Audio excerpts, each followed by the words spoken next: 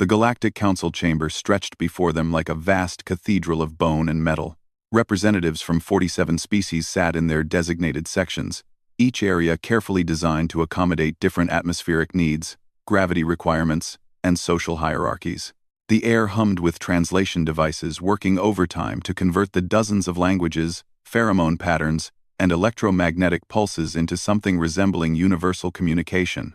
Ambassador Sarah Chen stood at the entrance, her simple black diplomatic uniform, a stark contrast to the elaborate ceremonial gear worn by most other delegates. In her arms, she carried something that made every predator species in the chamber freeze with ancestral recognition. 2 small bundles of fur, no bigger than house cats, nestled against her chest. The cubs were barely 3 weeks old. Their eyes recently opened, tiny paws kneading against the fabric of her jacket. They made soft, chittering sounds that the translation systems couldn't process because they weren't yet language, just the pure communication of need and comfort. Kronash the Terrible, war leader of the Scaran hegemony, felt his 4 hearts skip in unison. His species had conquered 17 star systems through sheer brutality, had turned their homeworld's apex predators into livestock, had earned their place on the council through strength and fear. But as those tiny sounds reached his auditory sensors, something deep in his genetic memory stirred. Something older than civilization, older than space travel, older than war itself. The cubs were Zerathi young, though Sarah Chen was clearly human. The Zerathi were one of the most feared predator species in known space, standing nearly 3 meters tall with natural armor, plating, and claws that could slice through starship hull material. They were also, as of 6 standard months ago, completely extinct. The Dakari swarm mother, Zikata, shifted uneasily in her biomechanical throne. Her species communicated through complex pheromone releases, and right now, her chemical signature was broadcasting something that roughly translated to "protect the small ones at all costs." She tried to suppress it, but the cub's presence was triggering responses she hadn't felt since her own larvae days. Her warriors, positioned around the chamber's perimeter, were all unconsciously adjusting their stances to better guard the room's entrances. Even High Executor Vorthak, whose crystalline species had no concept of live birth or parental care, found his normally perfect composure wavering. The mathematical precision of his thoughts kept getting interrupted by irrational calculations about environmental safety and threat assessment centered around those 2 small forms. Sarah walked steadily toward the speaker's podium, her footsteps echoing in the suddenly quiet chamber. The cubs seemed unbothered by the attention, occasionally mewing softly or stretching their tiny limbs.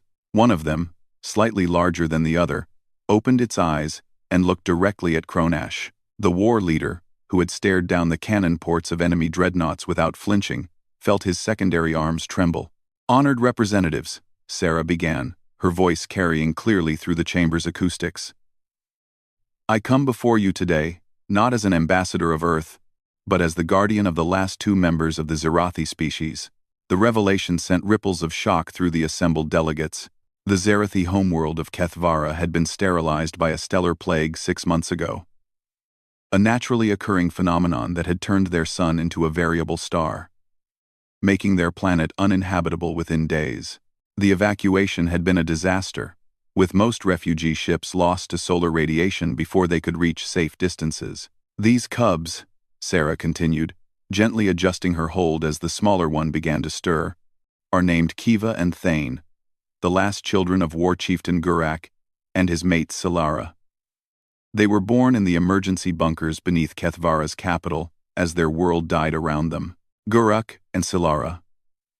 Every species in the chamber knew those names. Gurak had been the Zerathi representative to the council for over a decade, a warrior philosopher who had helped negotiate 3 major peace treaties. Silara had been their greatest scientist, the one who had developed the atmospheric processors that had allowed 17 different species to colonize previously uninhabitable worlds. They had been more than just Zerathi nobility. They had been bridge builders, peacemakers, friends to many of the beings now watching their orphaned children. The evacuation ships carrying the adult Zerathi population encountered solar storm activity while fleeing the stellar radiation. Sarah's voice remained steady, but those closest could see the slight tension in her shoulders. All souls were lost. Only these cubs survived, protected in a life support pod that drifted for 4 standard days before Earth's deep space monitoring station detected their distress signal.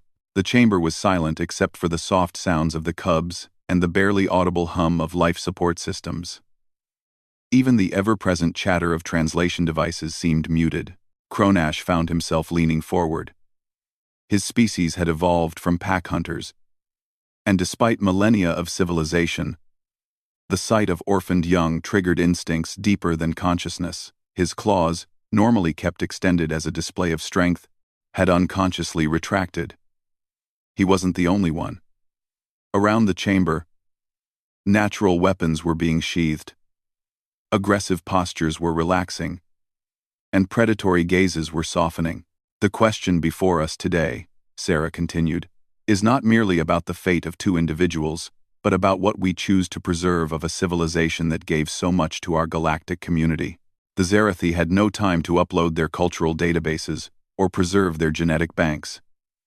Their language dies with these cubs if no one speaks it to them.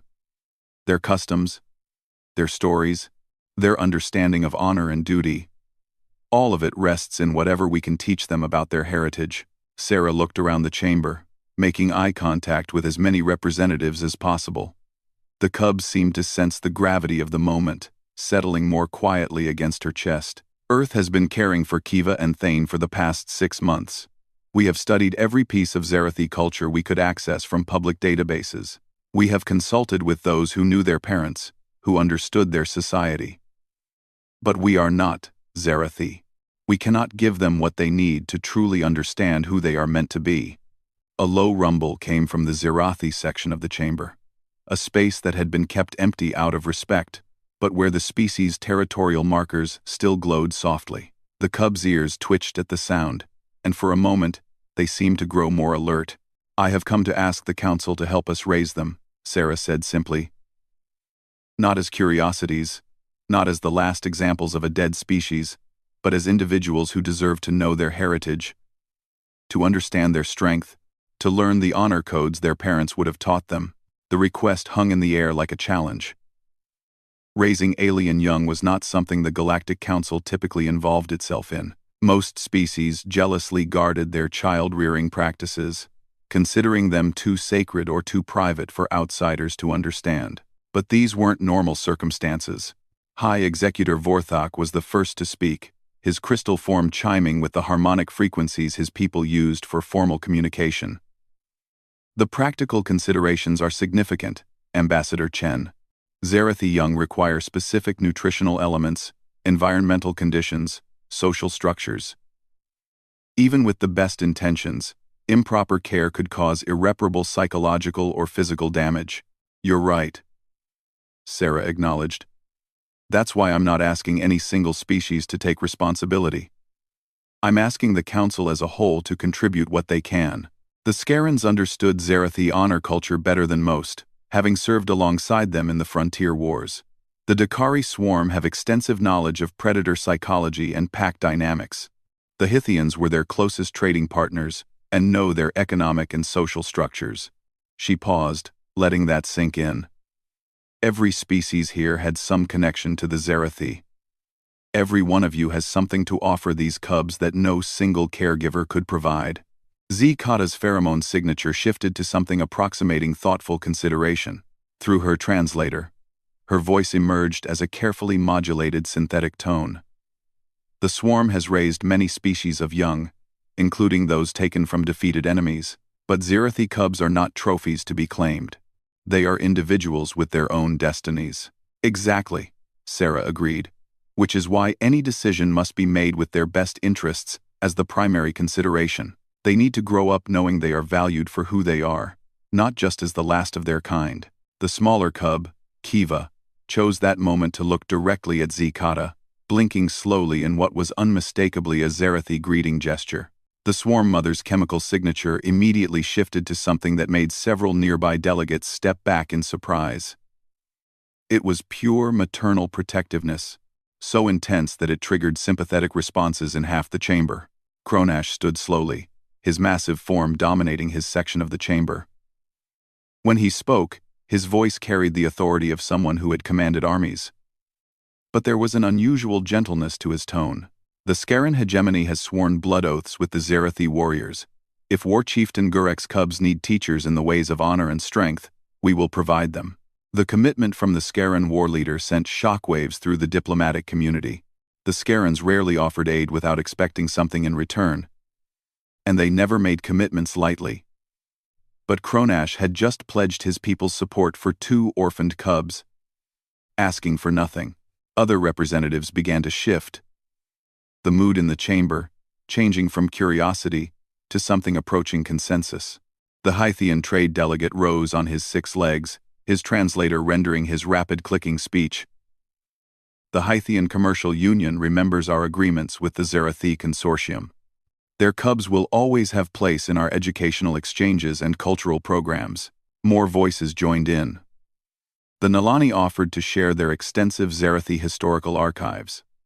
The Queth proposed regular cultural immersion visits to preserve knowledge of Zerathi customs. Even species that had no direct relationship with the extinct civilization began offering resources, expertise, and support. Sarah felt the cubs relaxing in her arms as the chamber filled with declarations of support and protection. It was as if they could sense that they were no longer alone, no longer just the responsibility of one human woman trying to preserve a dying culture. There will be challenges, she warned the assembly. Zerathi adolescence is notoriously difficult, even for Zerathi parents. They will grow large and strong, with natural weapons that could easily harm those who care for them. Their territorial instincts will assert themselves. They will need to learn to control their strength while maintaining their pride. All cubs learn these things, rumbled the Dakari representative. The strong learn to protect the weak. The fierce learn to defend rather than destroy. These are not Zerathi lessons. They are lessons of civilization itself. High Executor Vorthak's crystalline form shifted through several different frequencies before settling on formal agreement. The Council will need to establish protocols, assign responsibilities, create oversight procedures. This cannot be undertaken lightly. Of course, Sarah agreed. But I believe the groundwork can be laid quickly if we all commit to the goal. These cubs won't stay small forever. Zerathi young develop rapidly, especially in the first 2 years. Every day we delay is important learning time lost. As if responding to their conversation, both cubs stirred more actively. Thane, the larger one, stretched his tiny claws and made a sound that was almost, but not quite, a purr. Kiva followed suit, and soon both cubs were making the soft chirping noises that Zerathi young used to bond with their caregivers. The sound had an immediate effect on the chamber. Even the most hardened military representatives found themselves unconsciously adjusting their posture to appear less threatening. The universal response to young in need transcended species boundaries in a way that surprised even the most experienced diplomats. I propose, said Sarah, her voice carrying clearly through the chamber, that the Council form a special committee to oversee the cubs' upbringing. Representatives from species that had significant contact with Zerathi culture, experts in xenopsychology and interspecies education, and rotating guardianship among those willing and able to provide appropriate care. It was a radical proposal. The Galactic Council had never undertaken anything like collective child-rearing across species lines. But as Sarah looked around the chamber, she saw something she hadn't dared hope for. Genuine commitment. These beings, predators and prey species alike, leaders of civilizations that had fought wars and competed for resources for millennia, were all united by the same basic instinct. The cubs needed protection, needed care, needed a future. And somehow, in this chamber full of representatives from dozens of different evolutionary paths, that simple need had awakened something fundamental in all of them. The session continued for 3 more standard hours, with details being debated, responsibilities assigned, and protocols established. Through it all, Sarah held the cubs, feeling them grow more relaxed as the chamber filled with promises and commitments. As the formal session concluded and representatives began to file out, many stopped by the podium. They came to see the cubs up close, to offer personal assurances, and to begin the process of building relationships that would last for years to come. Kiva and Thane, still too young to understand the significance of what was happening, simply accepted the attention with the calm confidence of young creatures who knew they were safe. When the chamber finally emptied, Sarah found herself alone with 2 sleeping cubs and the weight of what had just been accomplished. The Galactic Council had just agreed to collectively raise the last members of an extinct species. It was unprecedented, ambitious, and fraught with potential complications. But as she looked down at Kiva and Thane, sleeping peacefully in her arms, Sarah felt something she hadn't experienced since she'd first received the emergency call about the drifting life pod. Hope. 6 months had passed since the council session that changed everything. The sterile diplomatic quarters of Station Nexus 7 had been transformed into something unprecedented in galactic history, a truly multi-species nursery. The central habitat pod had been redesigned with Zerathi territorial markers, Scaran strength training equipment, Dakari sensory stimulation chambers, and human comfort spaces, all seamlessly integrated into an environment where 2 growing cubs could explore their heritage. Kiva and Thane were no longer the tiny bundles Sarah had carried into the council chamber. At 8 months old, they were already the size of large dogs. Their natural armor plates beginning to develop the distinctive ridged patterns that would mark them as adults. Their claws, once barely visible nubs, had grown into formidable weapons that required constant supervision and training to use properly. The morning training session was about to begin, and the observation deck was filled with representatives from a dozen species, all carefully monitoring the cubs' development. Dr. Elena Vasquez, the human xenopsychologist who had become the cubs' primary behavioral specialist, made final adjustments to her recording equipment, while Kronash the Terrible checked the safety protocols for the Scaran Honor training module. Begin with basic territorial awareness, Kronash instructed through the communication system. His massive form couldn't fit in the habitat pod, but his voice carried the authority that cubs instinctively recognized. Remember, young ones, territory is not about taking space from others. It is about protecting what is yours and respecting what belongs to others. Kiva, always the more adventurous of the 2, approached the territorial markers with cautious curiosity. The scent patterns embedded in the markers were a combination of actual Zerathi territorial markers, recovered from their homeworld, and synthetic approximations created by the Council's best xenobiologists. To human noses, they smelled faintly like cinnamon and ozone. To Kiva and Thane, they told stories of boundaries, safe spaces, and family groups. Thane hung back, as he usually did. While Kiva was bold and eager to explore, Thane was the thinker, the one who watched and analyzed before acting. Dr. Vasquez had noted this difference in her reports, marking it as a positive sign. Zerathi society had valued both warriors and strategists, and the cubs were already showing the personality traits that would let them fill different roles in their eventual adult lives. Very good, Kiva, came Zekata's voice from the Dakari observation section. The swarm mother had become particularly attached to the cubs, her pheromone signatures shifting to maternal protection patterns whenever she was around them.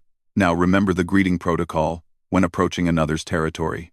Kiva stopped at the boundary marker and performed the Zerathi greeting gesture she had learned. A slow blink, followed by extending her claws briefly and then retracting them. It was a way of showing both respect and the ability to defend herself while choosing not to. Even performed by an 8-month-old cub, the gesture carried the weight of thousands of years of Zerathi diplomatic tradition. Excellent, rumbled a new voice. War Chief Takor of the Hegemony Orbital Fleet had arrived for his weekly visit. Unlike his superior Kronash, Takor was small enough to actually enter the habitat pod, and the cubs had grown to associate his presence with particularly interesting lessons about Zerathi military history. Now, little warriors, show me what you remember about the Battle of Kepler 7. Both cubs immediately perked up, their ears swiveling toward Thakor's position. This was one of their favorite stories, partly because it involved their parents and partly because it had been one of the greatest joint victories between Zerathi and Scaran forces. Kiva began the recitation, her voice still high and childlike, but carrying the cadences she had learned from listening to Scaran battle tales. War Chieftain Gurak and Scaran battle leader Vaktash faced the Epsilon Collective Fleet with only 7 ships against 43 enemy vessels. Thane picked up the story seamlessly. They used the asteroid field to break up the enemy formation, striking fast and retreating before the collective could concentrate their fire. And what was the most important part of the victory? Thakur prompted. They saved the civilian transports, both cubs said in unison. Victory means nothing if you cannot protect those who depend on you. The lesson was quintessentially Zarathi, emphasizing protection over conquest, duty over personal glory. But it was delivered by Skaran warriors, interpreted by human psychologists, and observed by representatives from a dozen species, each adding their own understanding to the cubs' education. Dr. Vasquez made notes on her tablet as she watched the cubs interact with their teachers. The integration was working better than anyone had dared hope. Kiva and Thane were developing properly both physically and psychologically, showing none of the behavioral problems that typically plagued cubs raised outside their birth species. The secret seemed to be the diversity of their caregivers.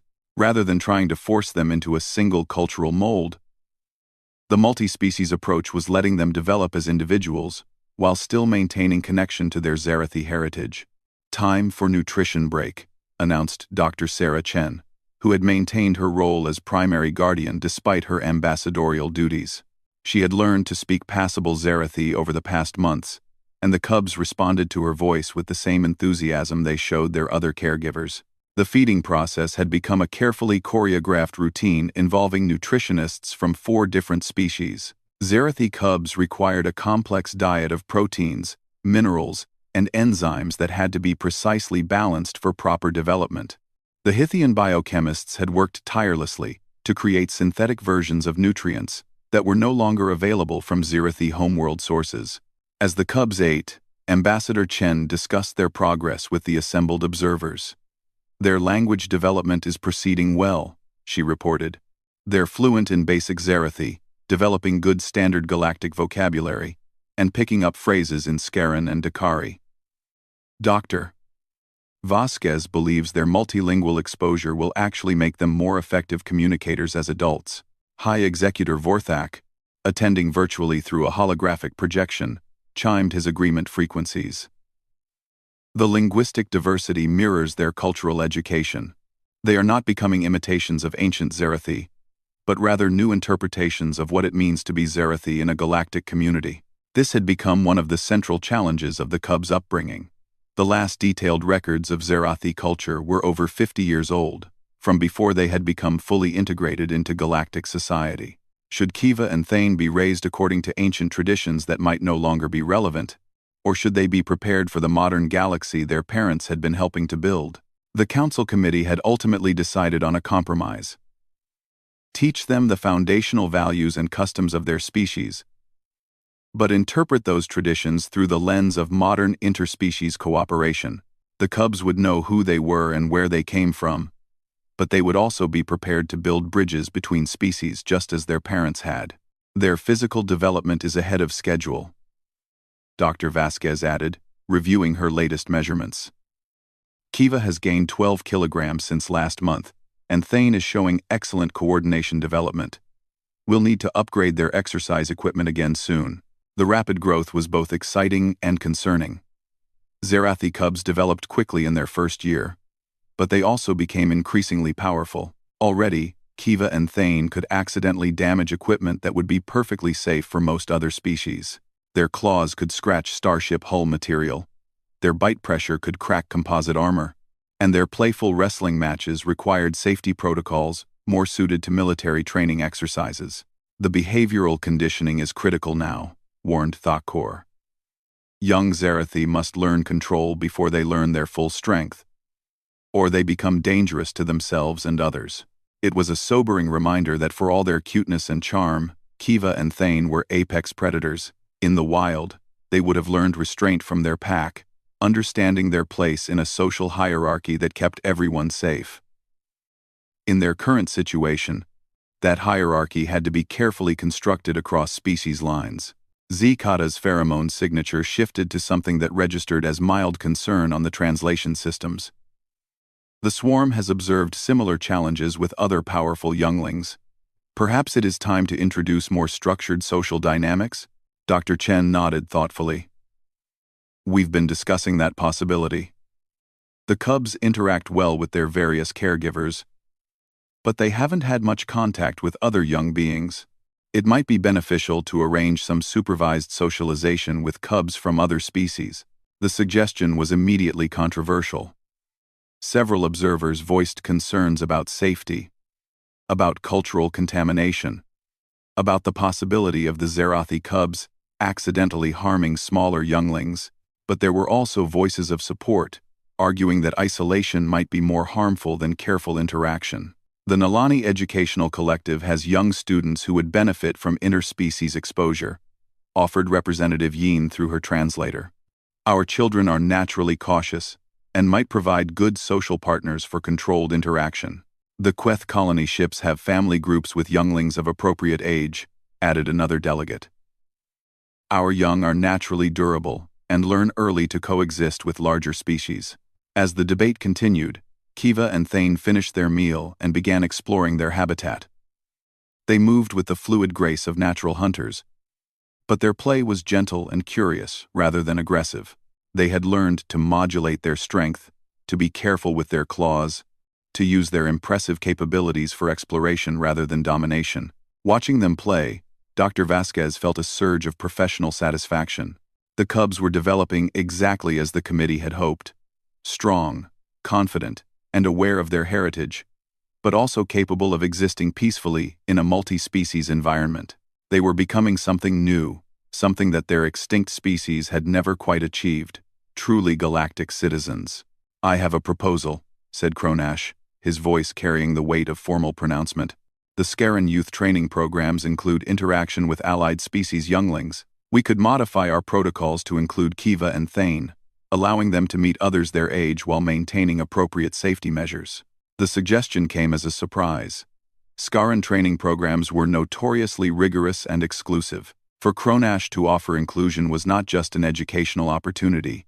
It was a formal acknowledgement that the hegemony considered the cubs to be family. The logistics would be complex, warned Dr. Chen, though her tone suggested she was intrigued rather than opposed. Zerathi cubs at this age need specialized care. Specific nutritional timing. Carefully monitored rest cycles. All manageable, Thakor assured her. Scaran younglings require similar attention to diet and exercise. We simply expand our protocols to include 2 more participants. As the adults continued their discussion, Kiva discovered something that made her freeze in place. In the corner of the habitat pod, the maintenance crew had left behind a small tool that shouldn't have been there. It was nothing dangerous, just a calibration device, but it was made from a metal alloy that carried a very specific scent signature. The metal had been mined from the Zerathi homeworld of Kethvara before its destruction. Thane noticed his sister's stillness and approached cautiously. When he caught the scent, he too went very still. For a long moment, both cubs stood motionless, their nostrils flaring as they processed a smell that triggered genetic memories they were too young to understand. Then, without any prompting from their caregivers, both cubs began to sing. It was not a sound any of them had taught the cubs. It was pure Zerathi morning song, an ancient melody that spoke of loss and remembrance, of honoring those who had gone before. The cubs' voices, still high and childlike, carried the weight of an entire civilization's grief. The observation deck fell silent as the haunting melody filled the habitat pod. Even the translation system seemed inadequate to convey the full meaning of the song, but everyone present understood its significance. Somewhere in their genetic memory, triggered by the scent of their homeworld, Kiva and Thane had accessed knowledge that no one had taught them. They sang for their parents, whom they had never really known. They sang for their people, whose faces they had only seen in historical recordings. They sang for a world that existed now only in memory and in the stories their caregivers told them. When the song ended, both cubs looked up at the observation windows with eyes that seemed older than their months. In that moment, the adults watching them realized something profound. No matter how well they educated these cubs, no matter how much love and care they provided, Kiva and Thane would always carry something that could never be shared or fully understood. They were the last, and that weight would be with them forever. But in the silence that followed their song, something else became clear. They were not alone in carrying that burden. Every being in that observation deck, every member of the council committee, Every species that had committed to their care was now part of their story. The cubs were the last Zerathi, but they were also the first of something new, children of the entire galaxy. Raised by the combined wisdom and love of dozens of species, Dr. Chen was the first to speak, her voice gentle but firm. I think it's time to accelerate their social integration. They need to meet others their age, to learn that being different doesn't mean being alone. Around the observation deck, heads nodded in agreement. The cubs had shown them that they were ready for the next phase of their development. They had demonstrated not just physical growth and intellectual progress, but emotional depth and cultural connection. The next stage of their journey was about to begin. The Skaran Youth Training Facility on Korvash Station was unlike anything Kiva and Thane had ever experienced, where their habitat on Nexus 7 had been carefully designed for comfort and safety. The Skaran facility was built for challenge and growth. Massive training chambers with variable gravity, obstacle courses that adapted to each participant's abilities, and sparring areas designed to test limits while maintaining safety protocols. More importantly, it was full of other young beings. Thane pressed close to Dr. Chen's side as they walked through the orientation corridor, his usual confidence shaken by the new environment. Beside him, Kiva tried to project boldness, but her tail was tucked tight against her body in unconscious anxiety. At 14 months old, they were larger than most of the other trainees, their natural armor already giving them an imposing appearance that made the other younglings keep their distance. Remember, Doctor, Chen said quietly, speaking in Zerathi to help them feel more secure. You are here to learn and make friends. Your strength is a gift to be used for protection, not intimidation. War Chief Takor approached them, flanked by two adolescent Scarans, who moved with the practiced confidence of experienced trainees. Cubs of Gurak, Apps of Gurak, Apps of Gurak, he greeted them formally. Welcome to the Korvash Youth Development Center. You will train here for 3 standard months, learning the ways of strength and honor alongside younglings from 7 different species. The formal greeting helped. Both cubs straightened, drawing on their diplomatic training to respond properly. We are honored by your welcome, War Chief Thakor, Kiva replied. Her pronunciation of the Scaran title perfect, despite her still developing vocal cords. We hope to prove worthy of the instruction you offer. Thakor's approval was evident in the slight relaxation of his posture. Very good.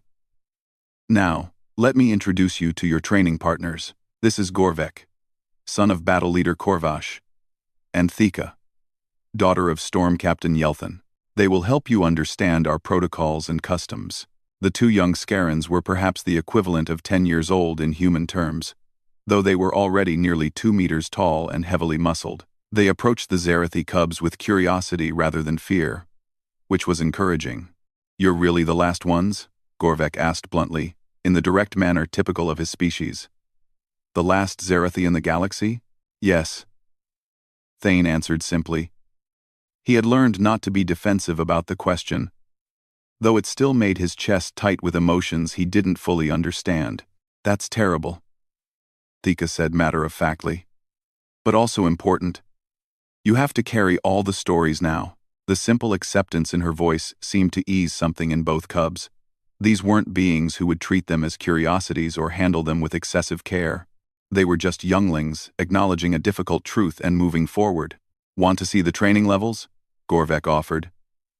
Level 1 is for beginners, but I think you might be ready for Level 3, based on your muscle development. As they followed their new guides deeper into the facility, Dr. Chen fell back to walk with Thakor. The war chief had been instrumental in designing this integration program, working closely with human child psychologists and Zerathi cultural experts to create something that would challenge the cubs without overwhelming them. How are the other species representatives handling this? She asked quietly.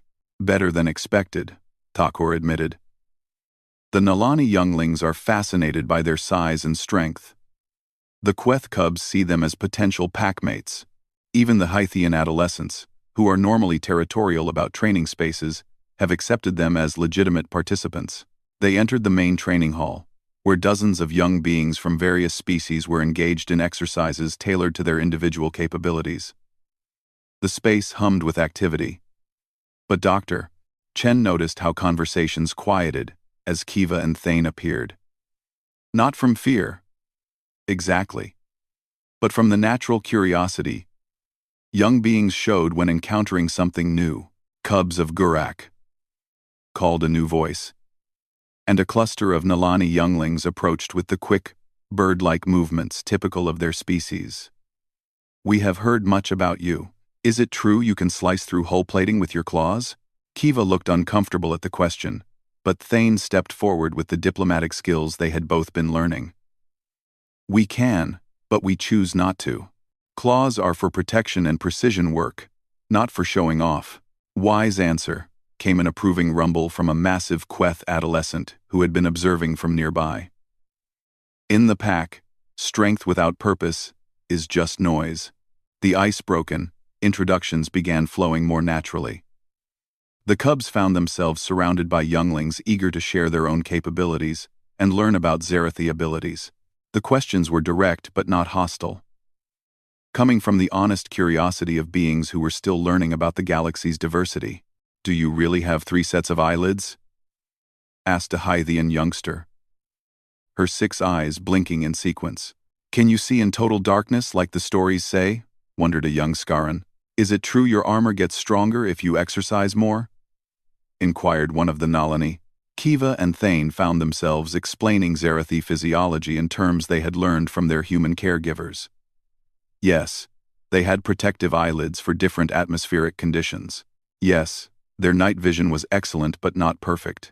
Yes, their natural armor could be strengthened through proper exercise and nutrition, much like how other species could build muscle mass or improve bone density. The discussion was interrupted by the arrival of the training coordinator, a stern-looking Dakari named Sekthara, who had been specially assigned to oversee mixed species groups. Her pheromone signature carried authority and competence in equal measure.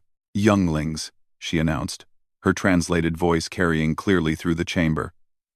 Today we begin integrated strength training. You will work in mixed groups to complete challenges that require cooperation between different abilities. The training exercise was elegantly designed. Teams of 4 younglings from different species had to navigate an obstacle course that required each member to contribute their unique capabilities. Zerathi strength and agility, Skaran endurance and coordination, Nalani speed and problem-solving, Queth pack tactics and communication. Kiva found herself paired with Gorvek the Skaran, Zika, a young Nalani, and Thorum, a Queth cub. The combination should have been awkward, but the shared challenge quickly broke down barriers. The rope climb requires someone who can reach the upper anchors, Zika observed, studying the first obstacle with the analytical approach her species was known for. Kiva's claws would make that simple, but the balance beam won't support her weight, Gorvek pointed out pragmatically. Thorum's the best choice there. The puzzle box needs fine manipulation, Thorum added, his pack instincts naturally organizing the group's efforts. Zika's people designed those originally, and the final sprint needs someone who can carry the completion token while moving fast, Kiva concluded. Gorvek has the best combination of speed and endurance for that. The plan worked flawlessly. Kiva scaled the rope climb effortlessly, her claws finding purchase where others might slip. Thorum crossed the narrow balance beam with the natural grace of a species that lived in tree canopy cities. Zika solved the puzzle box in record time with quick, precise movements. Gorvek sprinted the final leg, his powerful stride covering ground rapidly while carrying their team's completion token. They finished 3rd out of 8 teams, but more importantly, they finished as a cohesive unit. The shared success created bonds that individual conversations might have taken weeks to establish. Well done, little warriors, Takor called out as the teams gathered for evaluation.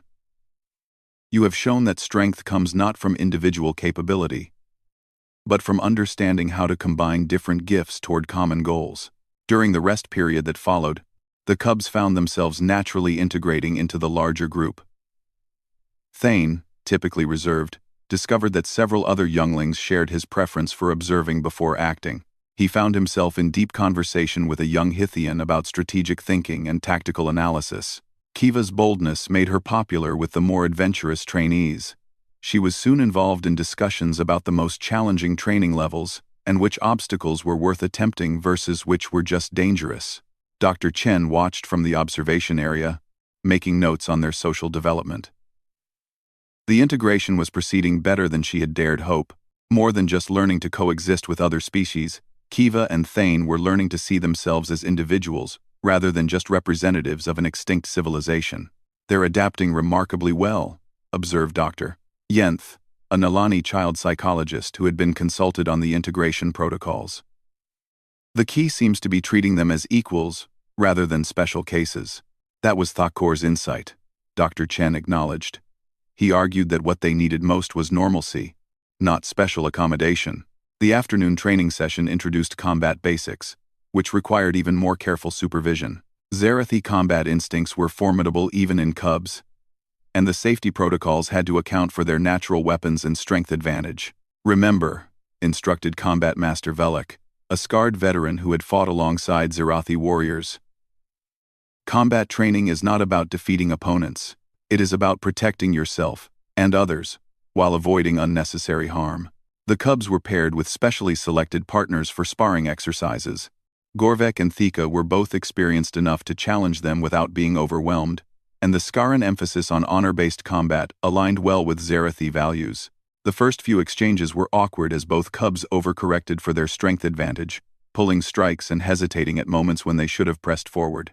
But gradually, with coaching from their instructors and encouragement from their partners, they began to find the balance between restraint and effectiveness.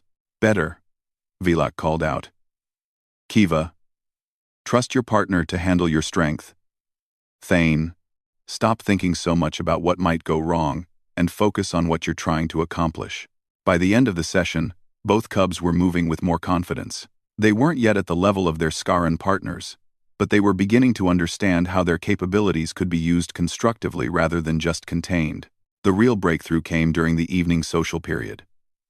While the adults met in committee sessions to discuss progress and adjustments, the younglings were given free time to interact informally.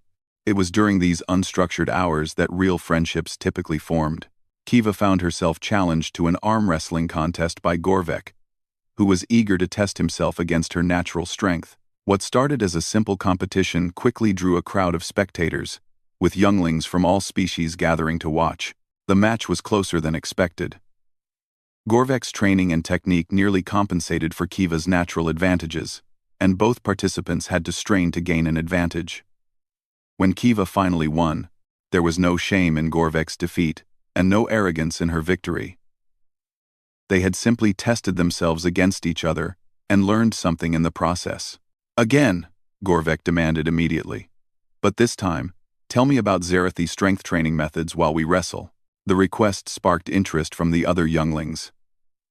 Soon, Kiva and Thane found themselves sharing not just their physical capabilities, but the stories and traditions behind them. They talked about Zarathi honor codes, about the importance of protecting those who couldn't protect themselves, about the way strength was meant to serve the community rather than just the individual. In return, they learned about Skaran battle songs that were used to coordinate group movements, about Nalani puzzle-solving techniques that applied to both mental and physical challenges, about Queth pack dynamics that ensured no member of a group was left behind. "You know what's interesting?" Ziika observed during a pause in the conversations. "Every species here has some version of the same basic idea. We're all stronger when we work together than when we try to do everything alone." The ancient Zarathi had a saying about that, Thane said, remembering something from their cultural lessons. "Alone, even the greatest hunter can fall to a single mistake. Together, even the smallest weakness becomes a shared strength." "The Scarans say something similar," Gorvek added. "A warrior without brothers is just someone with weapons." "Our pack wisdom," agreed Thorum. "No individual is complete by themselves." As the evening progressed, the conversations continued to flow naturally between species-specific customs and universal principles. The younglings were discovering that despite their different evolutionary paths, they shared common values about community, protection, and mutual support. Dr. Chen, observing from a discreet distance, felt a deep sense of satisfaction. The cubs weren't just learning to coexist with other species, They were learning that their Zerathi heritage gave them something valuable to contribute to a larger galactic community. They were understanding that being the last of their kind didn't mean being alone. When the time came to return to their quarters, Kiva and Thane walked with confidence they hadn't shown that morning. They had made friends, tested themselves, and proven that they could belong in a mixed-species environment without losing their identity as Zerathi. Tomorrow, Thakor informed them as they prepared to leave, you will begin advanced tactical training. Some of the exercises will be challenging even for older participants. Are you ready? Both cubs straightened with pride. We are ready, War Chief, they replied in unison. As they left the training facility, Dr. Chen noticed that several of the other younglings called out farewell wishes and promises to continue their conversations the next day. The cubs were no longer outsiders being accommodated. They were simply part of the group. The integration was working. More than that, it was creating something new. A generation of younglings who would grow up seeing interspecies cooperation, not as a diplomatic necessity, but as a natural way of being strong together. 5 years had passed since Sarah Chen first carried 2 small bundles into the Galactic Council chamber. The cubs who had once fit in her arms were now towering adolescents, standing nearly 2.5 meters tall with fully developed natural armor and the distinctive ridge patterns that marked them as adult Zerathi. But more importantly, they had grown into something their species had never seen before. Bridge builders between the stars. The council chamber was packed to capacity for what had become an annual tradition. The progress evaluation of the Zerathi integration project. But this year was different. This year, Kiva and Thane would address the council not as subjects of discussion, but as participants in their own future. Ambassador Chen, now showing gray at her temples from years of unprecedented diplomatic challenges, stood at the familiar podium. Beside her, the 2 young Zerathi moved with the fluid grace of apex predators. But their posture spoke of diplomacy rather than dominance. Honored representatives, Chen began. 5 years ago, we undertook an experiment in collective childcare that many believed was impossible. Today, I present to you not just the successful survivors of that experiment, but its architects and its future. Kiva stepped forward first, her voice carrying the confidence of someone who had learned to speak before dozens of species. Members of the Galactic Council, she began in perfectly articulated Standard Galactic. I am Kiva, daughter of War Chieftain Gurak, and scientist Silara, ward of the Human Diplomatic Corps, student of the Skaran Honor Academies, and friend to many species. The formal introduction drew approving sounds from several delegations. She had managed to acknowledge every aspect of her upbringing while claiming her own identity. I stand before you today to report that the Zerathi are not extinct, she continued, her words sending a ripple of surprise through the chamber. We are transformed. Where once we were a single species on a single world, we are now children of the galaxy itself. Thane joined his sister at the podium, his typical thoughtfulness evident in his measured pace. The question posed to this council 5 years ago was whether 2 orphaned cubs could be raised to understand their heritage. We are here to report that we do understand our heritage. More importantly, we understand how that heritage fits into the larger story of galactic civilization. High Executor Vorthak, now an elder in his crystalline hierarchy, chimed his attention frequencies. What do you understand about your role in that larger story? It was Kiva who answered, drawing on years of education from dozens of species. We understand that the Zerathi gift for protection and strength is needed now more than ever, but we also understand that protection means building bridges, not walls. It means creating communities where different species can thrive together. The ancient Zerathi protected their territory, Thane added. We protect our friends. Our territory is now wherever beings need someone to stand between them and harm. The simple statements carried weight that surprised many of the delegates. These were not cubs reciting lessons, but young adults who had thoughtfully considered their place in the galaxy. Kronash the Terrible, now showing the silver markings of advanced age, rose slowly from his position. Young warriors, your training masters report exceptional progress in all disciplines. But training and real-world application are different things. How do you propose to use your education? Kiva and Thane exchanged glances, a moment of silent communication that had become their trademark. They had discussed this question extensively, not just with their guardians, but with their friends from other species who had grown up alongside them. We propose to establish the Zerathi Cultural Exchange Program, Kiva announced. A permanent initiative that brings together young beings from different species to learn cooperation, mutual protection, and shared problem-solving. The program would be based on the training protocols that helped us integrate, Thane continued, but expanded to include diplomatic education, scientific collaboration, and cultural preservation techniques. The proposal was ambitious and unexpected. Rather than simply joining existing institutions, they were proposing to create something new based on their own experiences. Kata's pheromone signature shifted to something approaching maternal pride as she responded. The swarm has observed that younglings educated together form stronger interspecies bonds than adults who meet only through formal diplomatic channels. This proposal has merit. Dr. Elena Vasquez, now the Council's chief xenopsychological advisor, stood to address the chamber. The psychological development profiles show remarkable success. Both Kiva and Thane demonstrate healthy identity formation, strong social bonds across species lines, and what we've termed cultural multilingualism, the ability to understand and operate within different cultural frameworks without losing their own identity.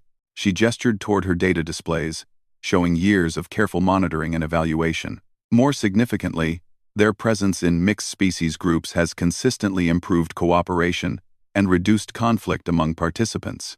They have become natural mediators, using their unique background to help others understand different perspectives. Ambassador Chen nodded approvingly. The cubs, young adults, she corrected herself with a smile, have exceeded every benchmark we established. But more than that, they've shown us possibilities we never imagined when this project began. What possibilities? Asked Representative Yin from the Nalini delegation. It was Thane who answered, his strategic mind cutting to the heart of the matter. The possibility that being raised by multiple species doesn't dilute cultural identity, it strengthens it. The possibility that diversity of instruction creates individuals better equipped to handle complex challenges. The possibility that the future of galactic civilization lies not in maintaining separation, but in building intentional integration. The chamber fell silent as delegates considered the implications of his words. What had begun as an emergency care situation for two orphaned cubs had evolved into something that could reshape how the galaxy approached interspecies relations. War Chief Thakor, now bearing the additional honorific of Cultural Bridge Builder for his work with the project, stood to address his former students. You speak of intentions and possibilities, but what of challenges? Your size and strength make some species nervous. Your heritage carries the weight of an extinct civilization. How will you handle those who see you as either threats or museum pieces? Kiva's response came with the confidence of someone who had faced these challenges before. The same way we handled them here, with patience, with demonstration, rather than declaration, and with the understanding that fear usually comes from lack of familiarity. We have learned, Thane added, that being the last of something makes you valuable, not fragile. People want to understand what they might lose. When we share our knowledge and culture, we make everyone richer. Dr. Sarah Chen stepped back to the podium, her expression mixing pride with determination. The Council Committee recommends full approval for the Zerathi Cultural Exchange Program. Furthermore, we recommend that Kiva and Thane be granted full diplomatic status as cultural ambassadors, representing not just Zerathi interests, but the principle of multi-species cooperative development. The proposal sparked intense debate among the delegations. Granting diplomatic status to beings who were technically citizens of no existing government was unprecedented. But then again, everything about the Zerathi project had been unprecedented. High Executor Vorthak crystallized the central question. What government do you represent? What authority grants you the right to speak for others? 1. Kiva and Thane looked at each other again, that moment of silent communication passing between them. When they turned back to the council, they spoke in unison. We represent the government of friendship. We speak with the authority of those who choose to trust us. The simplicity of the answer was profound. They were not claiming traditional diplomatic authority based on territory or population. They were proposing a new kind of representation, based on relationships and shared values, rather than political structures. Cronash rose again, his massive form commanding attention. The Scaran hegemony has fought alongside Zarathi warriors for 3 centuries. We have seen their honor, their loyalty, their commitment to protecting others. These young ones carry that same spirit, but they have learned to apply it in ways their ancestors never imagined. His endorsement carried enormous weight. If the Scarans, known for their military conservatism, were willing to support this innovation, other delegations would have to consider it seriously. The hegemony formally endorses the proposal, Cronash continued. Furthermore, we pledge the first year's funding for the cultural exchange program, and we offer training facilities on 3 different worlds to support its operations. The commitment sparked a cascade of similar pledges from other delegations. The Dakari offered personnel and expertise. The Nalani provided educational resources. The Hithians contributed logistical support. Even species that had minimal previous contact with the Zarathi began offering assistance. As the pledges mounted, Dr. Chen realized they were witnessing something unprecedented. The council was not just approving a program, they were creating a new institution based on the principle that the galaxy's strength lay in its diversity. Properly channeled. There is one more matter to address, Zikata announced, her pheromone signature carrying formal weight. The question of Zarathi continuation. 2 individuals, regardless of their accomplishments, cannot restore their species through biological reproduction alone. The topic was sensitive, but necessary. Kiva and Thane were the last genetic Zarathi, and while they could potentially have offspring together, the genetic bottleneck would be severe. Thane addressed the concern with characteristic directness. We have consulted with geneticists from multiple species. While biological continuation is technically possible, it would not recreate the Zarathi as they were. Instead, we propose cultural continuation through adoption and education. The Zarathi were more than their genetics, Kiva explained. They were their values, their customs, their way of understanding strength and protection. Those things can be learned by anyone who chooses to embrace them. It was a radical redefinition of what it meant to belong to a species, but it aligned with everything they had learned about identity during their upbringing. They were Zarathi not just because of their genetics, but because they had chosen to carry forward Zarathi values and traditions.